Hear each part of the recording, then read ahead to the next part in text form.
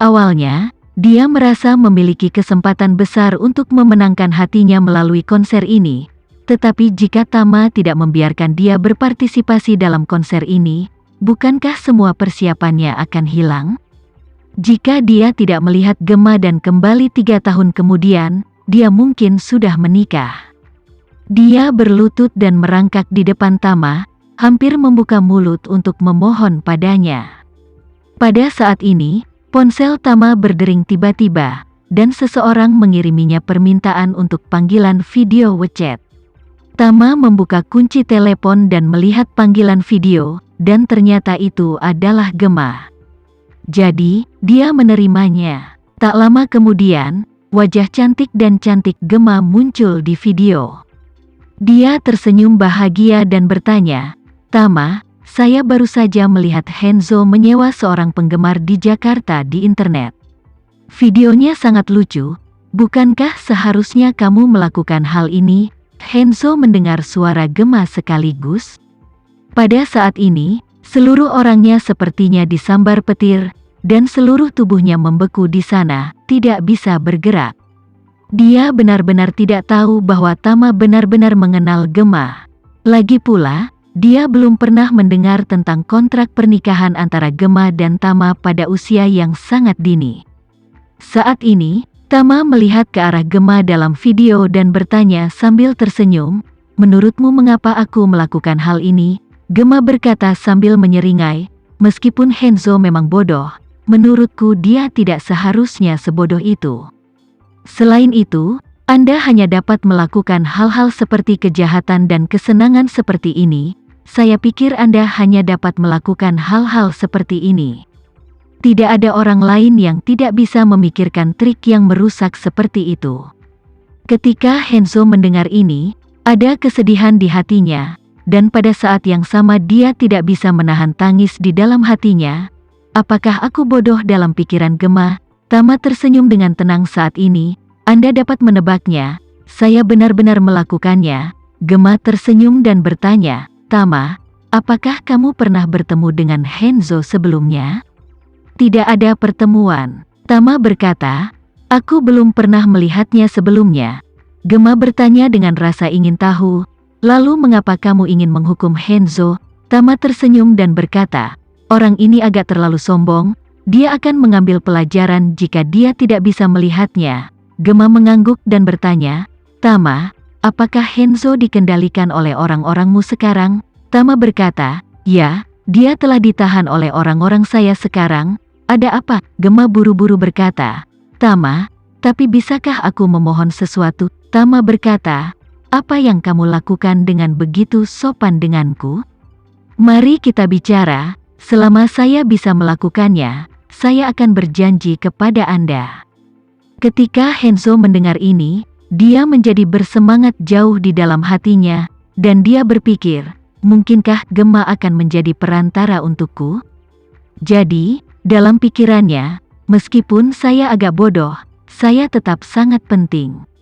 Dan Tama benar-benar mengatakan bahwa selama itu bisa dilakukan, dia pasti akan berjanji pada Gemma. "Jika Gemma benar-benar memintanya untuk melepaskan aku, bukankah aku akan bisa bebas lagi?" Tepat ketika dia sangat senang melihat harapan dan menemukan kehangatan dalam hatinya, Gemma berkata, "Tama, aku ingin kamu membantuku menahannya selama beberapa hari lagi. Yang terbaik adalah menguranginya sampai konserku berakhir. Aku benar-benar tidak ingin dia menjadi tamu konserku sama sekali. Jika dia tidak bisa datang, maka aku sangat berterima kasih." Ketika Henzo mendengar ini, api harapan yang baru saja keluar dari dalam hatinya benar-benar padam dalam sekejap. Dia tidak pernah membayangkan bahwa pembalikan masalah ini akan menjadi begitu besar. Dia tidak pernah bermimpi bahwa ketika Gemma bisa membiarkan Tama mengampuninya dengan satu kata, dia sebenarnya ingin dia menutupnya selama beberapa hari lagi. "Tidak bisakah dia meremehkanku seperti ini? Mungkinkah dia tidak ingin aku terlalu sering tampil di konsernya?" Tama mendengar permintaan Gemma dan berkata dengan sedikit malu, "Gemma, aku lupa memberitahumu bahwa Henzo ada tepat di depanku." Dengan itu, Dia mengganti kamera dan mengambil Henzo di dalam bingkai yang sedang berlutut di tanah. Gemma benar-benar terkejut ketika dia melihat Henzo. Sebelum dia berkata, "Henzo, karena kamu ada di sini, maka saya akan membuka jendela atap untuk berbicara." Konser di Jakarta ini secara khusus disiapkan untuk Tama. Itu adalah hari ulang tahun Tama di hari konser. Saya tidak bisa membiarkan ada kekurangan dalam konser ini, jadi saya tidak bisa menerima kehadiranmu. Kamu menemukan berbagai hubungan sebelumnya, yang membuat saya sulit untuk berbicara dengan sangat baik. Pahamilah, setelah aku mengatakannya, maka aku tidak akan menyembunyikannya. Aku benar-benar malu. Henzo tiba-tiba pingsan dan bergumam di dalam hatinya, jadi aku mengotori mata Gemma, noda yang menyebalkan. Jadi dia tidak bisa menahan diri untuk bertanya, "Mengapa? Mengapa ini?" Gemma berkata tanpa ragu-ragu, "Karena Tama adalah tunangan yang telah saya identifikasi sejak saya masih kecil, dan ini adalah pertama kalinya saya tampil di hadapannya pada hari ulang tahunnya, di kota tempat dia tinggal. Ini sangat penting bagi saya. Jadi aku tidak bisa membiarkanmu naik ke panggung." Berbicara tentang ini, dia berkata dengan nada meminta maaf, "Namun, untuk konser di kota lain, saya akan tetap mematuhi perjanjian, dan saya tidak akan menghentikan Anda untuk tampil di atas panggung." Henzo menyadari betapa bodohnya kesalahan yang dia buat. Gemma telah memilih hidupnya yang belum menikah untuk waktu yang lama, dan dia bahkan mengambil inisiatif untuk berlari sejauh ini untuk tampil untuk tunangannya, tetapi dia berlari untuk mengejarnya seperti orang bodoh, tetapi berakhir dengan cemburu karena menyinggung tunangannya. Bukankah ini lelucon yang menyebalkan? Memikirkan hal ini, Henzo secara emosional di luar kendali dan menangis dan berteriak, "Kamu tidak ingin aku berpartisipasi? Kenapa kamu tidak mengatakannya sebelumnya? Jika kamu mengatakannya sebelumnya, apakah saya masih akan datang ke tempat hantu Jakarta ini? Jika aku tidak mau datang ke Jakarta, apakah aku masih akan menderita begitu banyak kejahatan di tempat hantu ini? Kau benar-benar membunuhku." Tama segera memarahi, "Siapa yang mengizinkanmu berbicara dengan Gemma dengan nada seperti ini? Aku akan memberi kamu kesempatan untuk mengulanginya. Ada satu kata lagi yang tidak ingin aku dengar. Itu akan diubah dari 3 tahun menjadi 4 tahun." Henzo langsung gemetar, dan segera menyingkirkan sikap marah barusan, dan berkata dengan suara guci, "Gemma, aku terlalu impulsif barusan, aku tidak bermaksud apa-apa, maafkan aku." Gemma berkata dengan sungguh-sungguh, "Maafkan aku Henzo, aku sebenarnya sudah lama menolakmu, tetapi kamu telah menemukan begitu banyak hubungan di mana-mana, dan itu membuatku sulit untuk menolak, jadi aku hanya bisa dengan enggan menyetujui untuk sementara, tapi aku sudah merencanakannya di jantung. Ketika konser dimulai, saya akan memberitahu semua penonton secara langsung dan terbuka di konser bahwa kamu tidak bisa berada di sana karena kecelakaan sementara, dan kemudian biarkan penjaga keamanan di tempat menghentikan kamu dan tidak membiarkan kamu naik ke atas panggung. Ini juga merupakan langkah tak berdaya dariku. Maaf." Henzo akhirnya menyadari pada saat ini bahwa dia awalnya mengira dia memiliki kesempatan untuk mengejar Gemma, tetapi dia tidak menyangka bahwa dia hanya anjing menjilati yang sadar diri.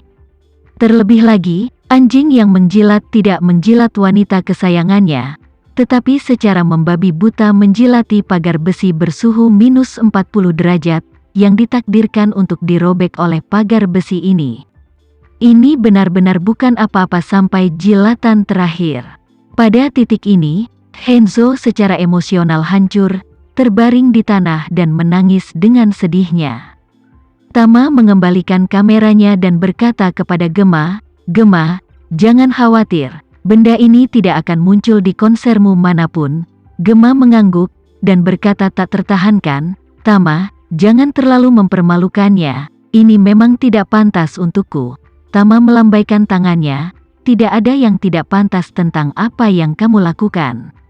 Itu adalah bahwa dia sendiri tidak tahu malu dan menguntitmu, dan apa yang baru saja Anda katakan hanyalah rencanamu, dan kamu tidak benar-benar menerapkannya. Tidak perlu merasa bersalah padanya. Cynthia, yang berada jauh di Surabaya, diam-diam mendengarkan gerakan di telepon. Semakin dia mendengarkan, semakin dia merasa kasihan pada Henzo. Cynthia tidak mengerti mengapa Henzo gagal begitu banyak. Bagaimanapun, yang dia lakukan hanyalah mengejar Gemma, tetapi pada akhirnya, dia muak dengan Gemma sampai saat ini. Akan baik-baik saja jika dia merasa jijik, tetapi karena ini menyinggung Tama, itu benar-benar terlalu menguntungkan. Cynthia tidak tahu bagaimana menjelaskan kepada Harvey saat ini. Harvey mengandalkannya untuk menyelamatkan putranya, tetapi putranya langsung ditahan oleh keponakannya, yang ingin dia terlihat setidaknya 3 tahun kemudian. Tepat ketika Cynthia khawatir, ponselnya tiba-tiba meminta Harvey menelepon di layar. Dalam keputusasaan, dia hanya bisa menutup telepon Henzo dan terhubung untuk berbicara dengan Harvey. Begitu telepon dibuat, Harvey bertanya dengan tidak sabar, "Cynthia, bagaimana kabarnya? Apakah Henzo diculik oleh keluarga Renaza Anda?" Cynthia berkata tanpa daya, "Harvey, Henzo baru saja meneleponku. Dia memang ada di Shangri-La." Harvey buru-buru bertanya, "Apa yang sedang terjadi? Apakah pelayan keluarga Renza di sana menculiknya atas inisiatifnya sendiri?" Cynthia terbatuk dengan canggung dan berkata bahwa orang yang menculiknya bukanlah pelayan keluarga Renza, tapi keponakanku.